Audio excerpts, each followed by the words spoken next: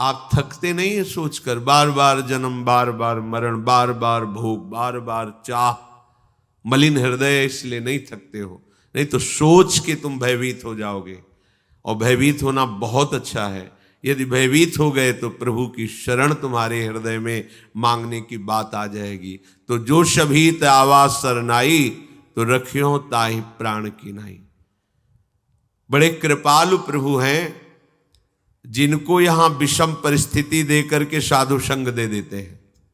बड़ी कृपा समझो, जिनकी सारी अनुकूलताओं को नष्ट कर देते हैं और एक मार्ग बना देते हैं। चलो अब तो एक ही मात्र उपाय है, संतों के पास बैठे, उनकी बात सुने, फिर हम समझें कि हमारा लक्ष्य क्या है। अब तो हमारा कोई नहीं रहा, ये सबसे बड़ी कृपा होती है।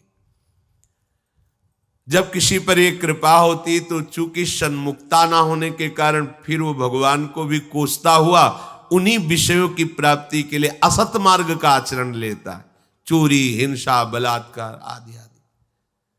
बड़ा विचित्र खेल। भगवान कृपा करते हैं, वो उस कृपा को ठुकराकर असत मार्ग ले लेता है। जीवन के विभिन्न स्तरों पर हम न जाने कितने कितने स्वांग करते चले आ रहे हैं। बस एक ही लक्ष्य था सब स्वांगों का, कि मैं निहाल हो जाऊं, निष्काम हो जाऊं, आनंदित हो जाऊं। पर किसी भी स्वांग से मुझे ये बात प्राप्त नहीं हुई। बार बार थोड़ा सा सुख और महान दुख यही भोगते चले आए। दुख का परिणाम भोगते हुए सुख की लालसा में जीवन भगवत विस्मृति के गर्भ में गिर गया।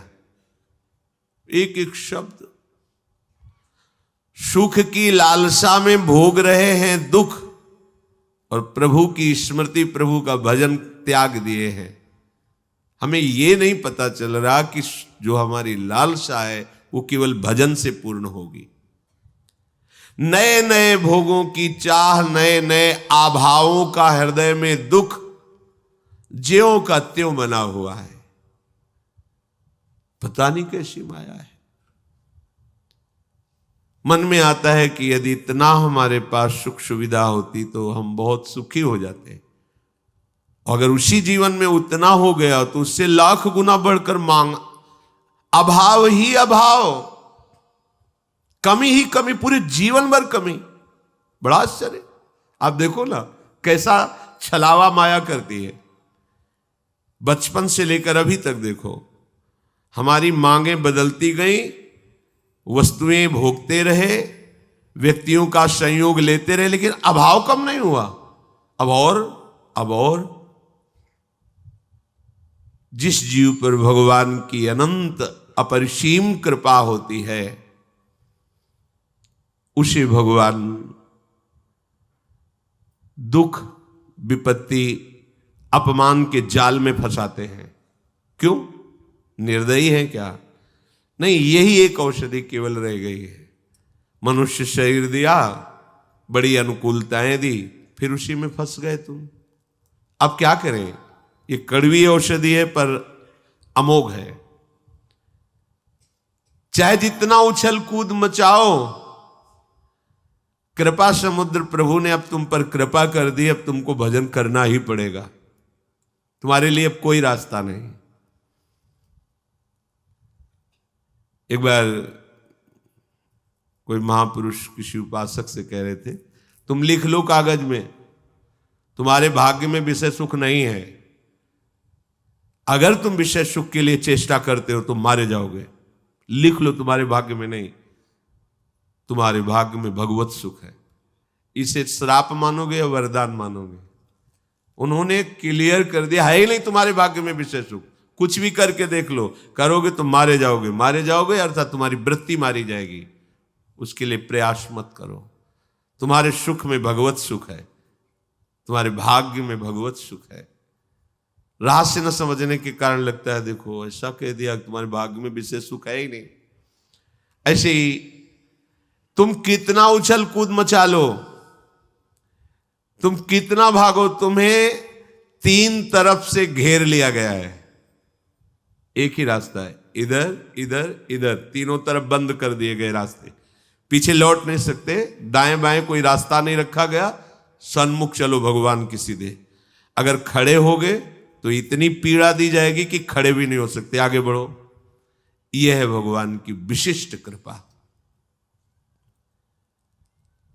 चाहे जितना तुम प्रयास कर लो, यदि भगवत कृपा हो गई तो तुम्हें भजन करना ही पड़ेगा, भगवत प्राप्ति होगी ही तुम्हें। अपने लोग इसी लाइन में आ गए हैं, पता ही नहीं था कि कोई मंजिल भी होती है, ये कोई रास्ता भी होता है। ऐसे ही घेर के लाए और दौड़ाते चले, तब पता चला कि मुझे कितने महान मार्ग में प्रभु चला रहे हैं। अब इसमें ऐसी प्रतिकूलताएं भी आती कि पीछे मुड़ के देखो तो कुछ है ही नहीं, बंद है, साइड में कोई है ही नहीं, आगे का रास्ता बड़ा खुला हुआ है, खड़े हो नहीं सकते। तब रोना आता है, कितने कृपालु हो, कितने कृपालु हो, केवल एक ही रास्ता रखा है, मां में ये प्रपद्यन्ते, दूसरा रखा ही नहीं। और कृपा का प्रवाह तुम्हें खड़े रहने नहीं देगा। जैसे प्रवाह होता है ना, तो उसमें हाथ पैर मारने की जरूरत नहीं है, वो तुम्हें खुद बहा के ले जाएगा। वायु का प्रवाह तिनके को बड़े उच्च स्थान में पहुंचा देता है, तिनके की सामर्थ्य नहीं है। स्वामी श्री हरिदास जी महाराज, तिनका ज्यों बयार के बस। ऐसे ही अपने लोग देखते हैं कि लाडली जू की कृपा के प्रवाह में हम बहते हुए लाडली जू की तरफ जा रहे हैं। अब हम चाहें भी उत्तर दक्षिण पश्चिम तो नहीं जा सकते, अब सन्मुख ही भागना पड़ेगा। अगर इधर उधर की तरफ ताकोगे तो जलोगे, भाग नहीं पाओगे, नहीं भाग पाओगे, क्योंकि तुम कृपा पात्र हो, अब नहीं भाग सकते। उपद्रवी बच्चे हैं, अगर जरा सी छूट मिल जाए तो घर के बाहर खेलने के लिए राजी, वो खिलाड़ी खड़े हैं, काम क्रोध लोभ मोह इशारा कर रहे हैं, आ जाओ, पर मैया इतनी बलवान है कि वैसे कलाई पकड़े हुए नहीं, उधर देखना भी नहीं है। ऐसी कृपा रूपी मां, प्रियालाल की कृपा रूपी मां हमें ऐसे पकड़े हुए है। सच्ची मानिए, प्रतिपल ये अनुभव हो रहा है कि उनकी कृपा कितनी अहेतुकी है और कितनी समर्थ है। जो हमें महान पीड़ा देने वाले वो मुस्कुरा के बुला रहे हैं, हमें लगता है इनके साथ खेलने में बड़ा आनंद है, पर वो कृपा करके ऐसे पकड़े हुए, नहीं आनंद नहीं, वो आग है, उसमें जाओगे तो जल जाओगे, नष्ट हो जाओगे, और घसीट कर कृपा हमें लिए जा रही। प्रवाह में अनंत अपरिसीम मार्ग ऐसे तय होता चला जा रहा है जो हम कभी चल ही नहीं सकते थे। भूमिकाएं बदलती चली जाती हैं, कृपा का प्रभाव हृदय की स्थिति को बदलता चला जा रहा है। इसलिए तुम अपने विचारों में, एकादश स्कंद में भी लिखा हुआ है, यदि ऐसा अनुभव करो कि प्रभु की हमारे ऊपर अपार कृपा है, क्योंकि मुझे मनुष्य शरीर मिला, सत्संग मिला, भगवान नाम का परिचय मिला, प्रियालाल की उपासना मिली, अपार कृपा है।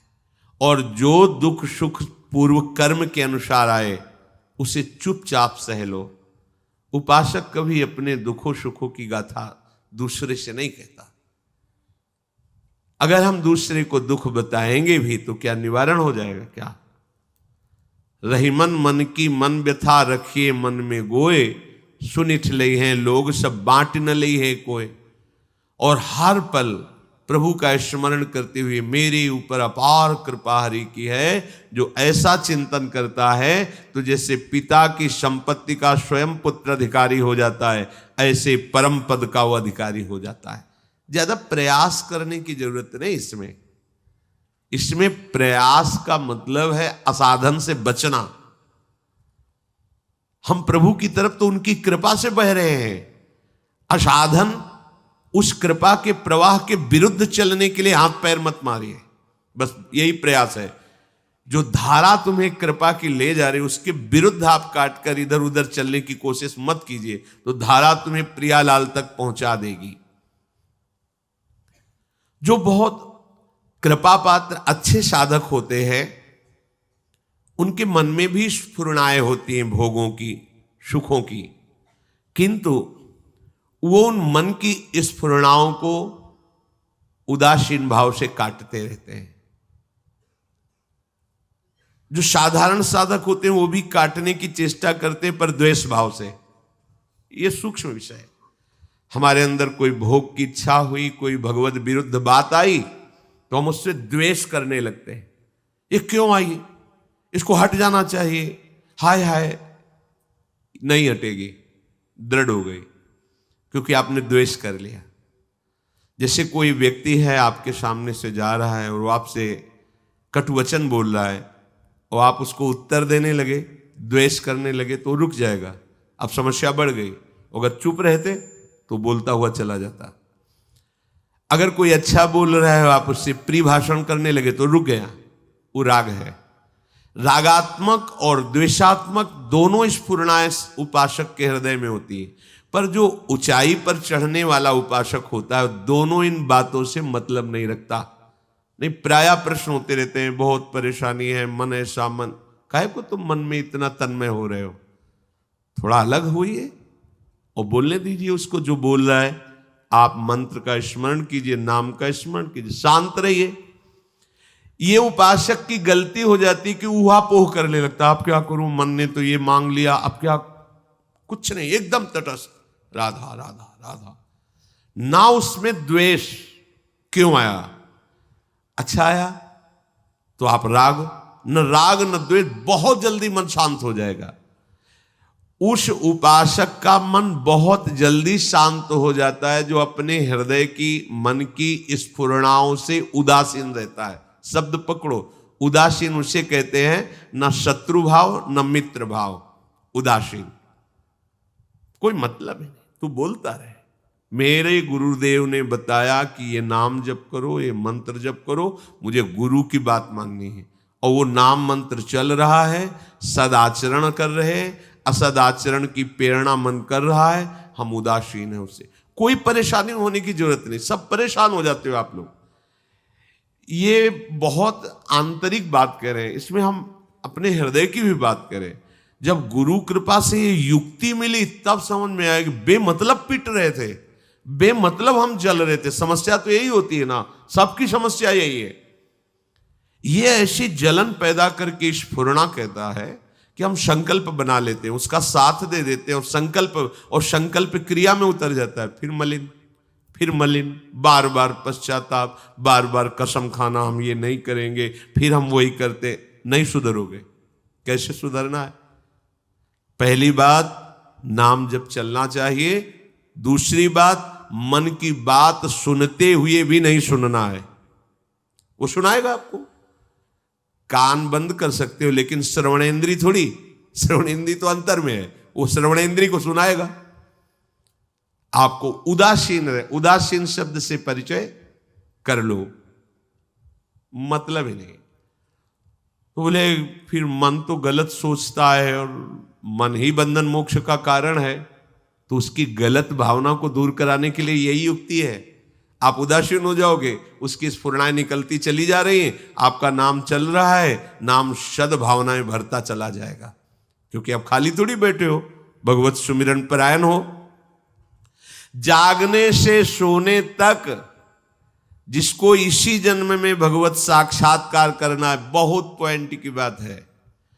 तुम्हारे अंदर विचारों की भीड़ पैदा करेगा मन। मन ही बुद्धि है, मन ही चित्त है, मन ही सब कुछ है। क्योंकि वृत्ति के अनुसार अंतःकरण चतुष्टय कहा गया है, मुख्यतया मन ही है। निश्चयात्मक भाव होने के कारण बुद्धि कहा गया, चिंतन होने के कारण चित्त कहा गया, स्वीकृति क्रिया के होने के कारण अहंकार कहा गया, संकल्प बनने के कारण मन का। एक ही हृदय, एक ही अंतःकरण, चतुष्टय के नाम से कहा गया वृत्तियों के कारण। बहुत अच्छी बात, बहुत अच्छी बात है। क्या? जगने से लेकर सोने तक ये तुम्हारे अंदर विचारों की भीड़ पैदा करेगा। अच्छे विचार, बुरे विचार, ये ऐसे फेंकता रहता है, इसका काम है। ये कभी शांत नहीं रहता। देखो, आप देखना, आप देखो, खोया रहता आदमी, चल रहा है।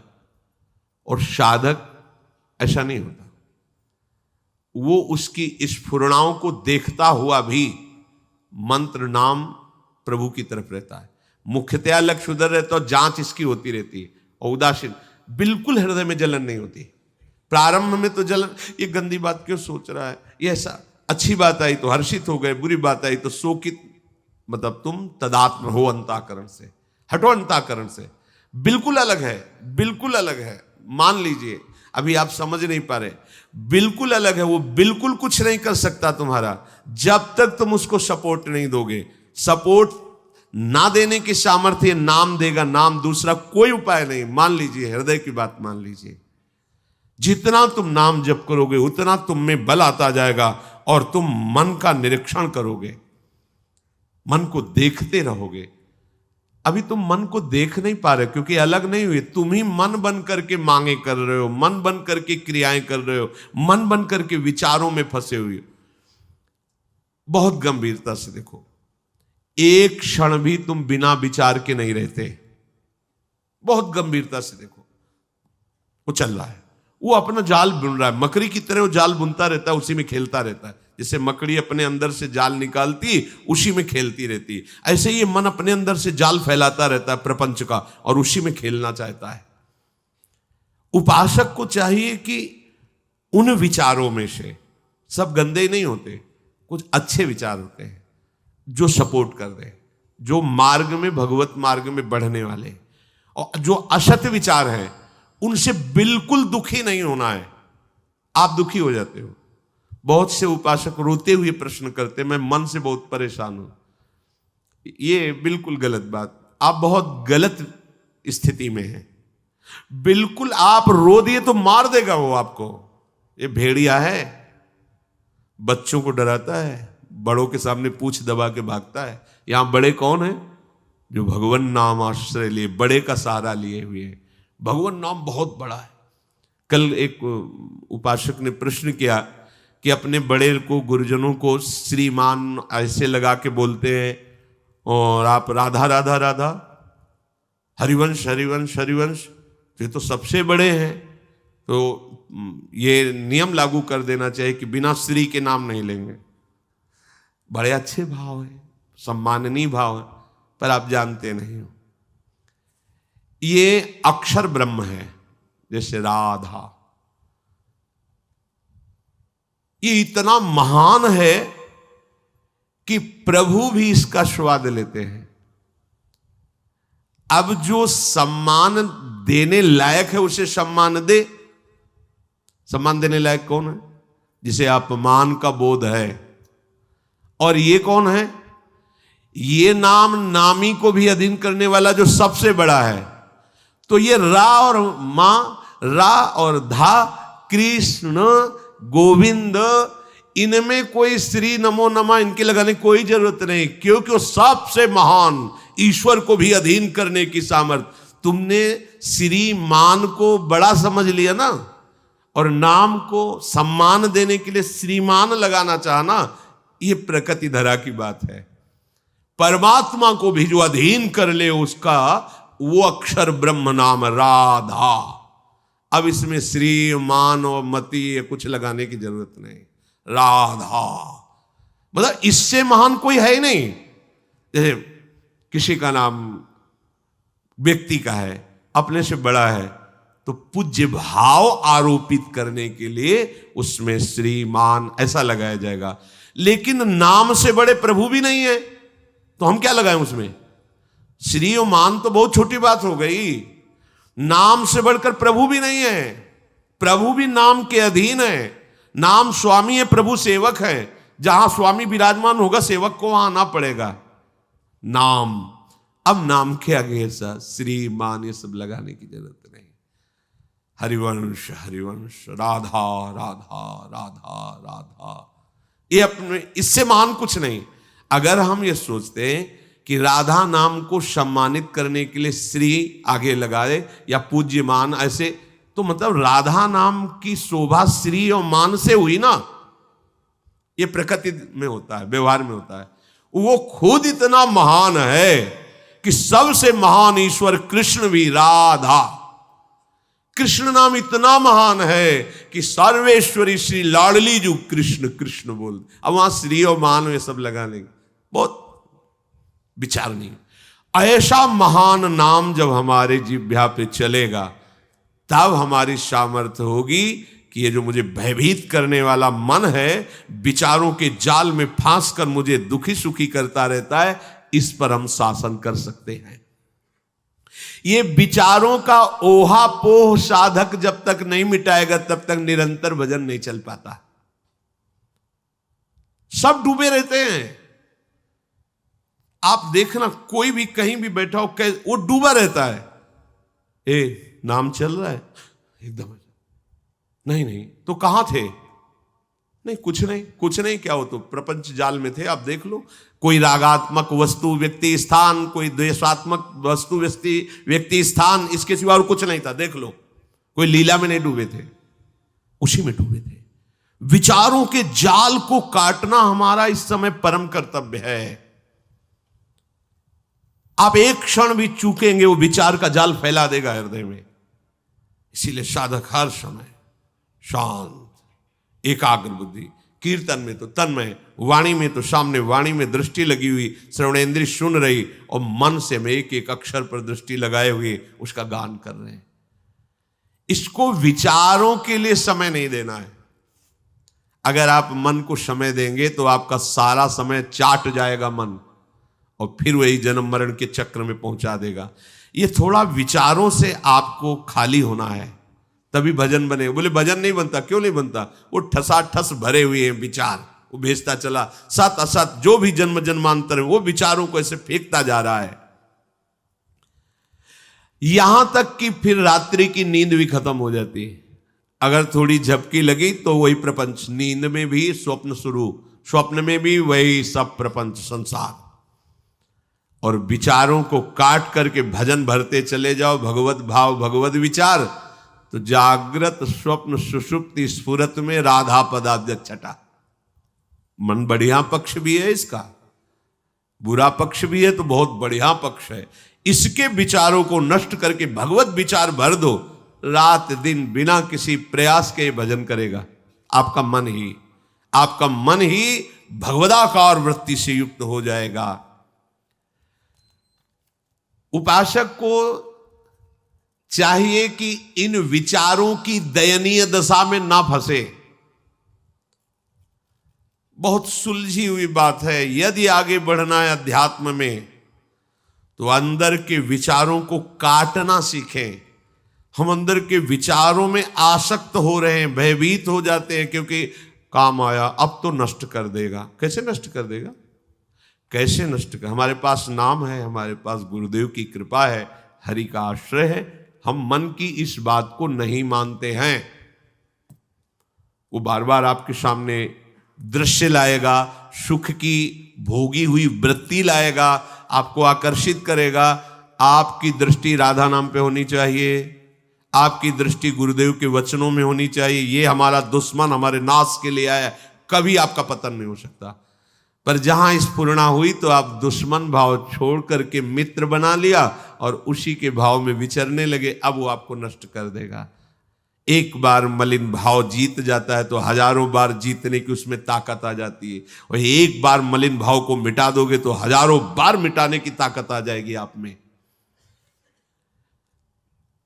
इसमें प्रारब्ध काम नहीं करता। भाग्य में होगा तो बच जाएंगे, नहीं बचोगे, पहले समझ लो। इसमें प्रारब्ध काम नहीं करता, इसमें विवेक काम करता है, भजन काम करता है। प्रारब्ध से कोई त्यागी महात्मा नहीं बनता, प्रारब्ध में नहीं लिखा है। ये भजन से त्याग उत्पन्न होता है। विवेक हुआ, विवेक से असत का त्याग और सत में स्थिति। ये जो लोग कहते हैं ना भाग्य होगा तो फिर, अरे भाई हमारे भाग्य में भजन कहाँ लिखा है? तो किसके भाग्य में भजन लिखा है? भजन भाग्य में नहीं लिखा है। भजन करने के लिए मनुष्य जन्म दिया गया है। अब आप भजन न करो, भोगों को भोगो, ये तुम्हारी बात है। प्रारब्ध से केवल सुख दुख मिलता है, भजन नहीं। भजन का मार्ग कृपा से मिलता है, और हम पर कृपा हो गई है। अब हमको विचारों में नहीं फंसना है, विचारों को काटते हुए भजन में फंसना है। भजन का निरंतर तैल धारावत चिंतन में लाना, विचारों को नष्ट कर देना है। विचारों को नष्ट कैसे किया जाता है? भजन पर दृष्टि रखकर।